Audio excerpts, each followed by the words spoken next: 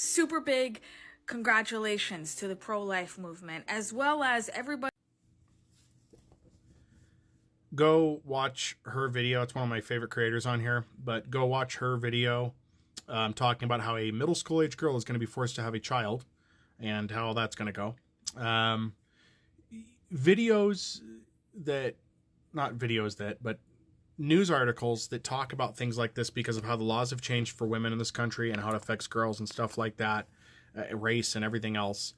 I am beginning to lose some hope and some stuff. And I'm not sure anymore how we're going to avoid a civil confrontation. That's the nice way to put that, between a new North and South.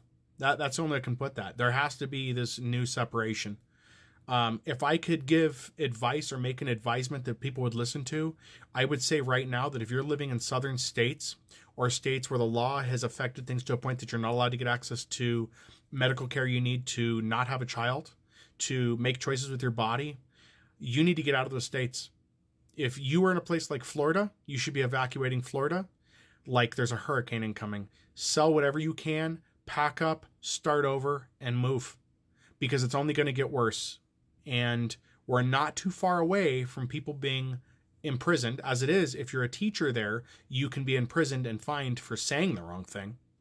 But these states have to sort themselves out, and I just don't see how that's going to work. I think we need to start separating. You need to find safe states and run to them, and then vote in those safe states to keep them safe. But you need to get out of those states. It's not safe anymore. I just don't see a way anymore where we solve the problems that we're having in a way through voting. It's proving to not be effective in these strongholds. So if it's a red state and you believe in those things, go live in that red state. If you were in a red state, you need to try to find a way out. I wish I could help those people. If I had the financial means to do so, I would be packing people up and moving them to safer states. But we have to do that. The voting's not working anymore. I'm just not seeing it happen. I just don't, because each election cycle comes through and there's always something where the power is still swayed. Whether they're cheating or not, it doesn't matter. The gerrymandering is what I'm talking about with the cheating. That's a thing that is happening. But places like Texas and Florida are the two that come to mind. I know there's other places. Those are the two that are prominent to me because the most news comes out of those places. I mean, we have states where they're allowing child labor now. Do you want that for your kids? If not, get out.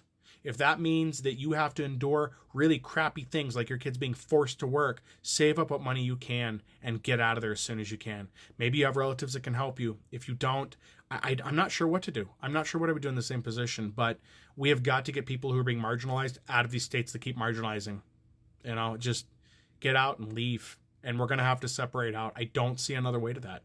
And I know there's people going to say I'm wrong, then provide me a better solution, because the voting doesn't seem to be working. I still vote. I'm not saying I'm not voting, but it just seems like each cycle, the manipulation of the ignorant is doing enough damage that the laws are changing. Because if I thought that voting actually mattered, then I would honestly be able to say that, hey, the abortion thing wasn't going to happen, but it has. And look what's happening now. So yeah, I just don't. And to reiterate that, I just don't see a portion of this. I don't see an angle at this where we don't have a new North and a new South, and there's some big conflict that's dragged out for years. I think that's what's coming, and there's other people who agree too. And I'm not afraid of that. I'm dreading it, but I'm not afraid of it. And if it means that I have to support people, take up arms, whatever it is, to defend the rights of people who just want to be themselves, the rights of people to marry who they want, the rights of women to choose whether they want children or not, then I would fully do that. I feel that that's a very American thing, to be defending those people's rights. So I'm going to reiterate this again. I may look white. I am not. My background is very diverse, but I'm one of the lucky ones, I feel, because it's a camouflage. But I've been and lived in states where I've seen people marginalized for no other reason than their color of their skin, the orientation of their sex, or how they feel they want to present themselves to the world.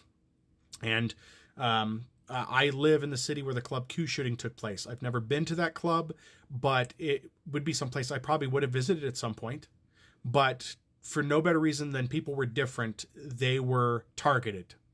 That's got to stop. And unfortunately, the laws and everything we have aren't doing enough. We're allowing the ideologies to spread because we're not doing enough to stop them.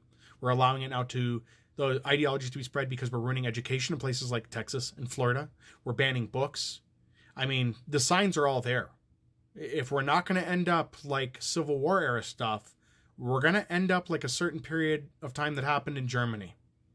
And I don't want either of those things. But if I have to choose between the two evils, I'm going to choose the North and South conflict. Because there's got to be a solution to this, and it's just not coming.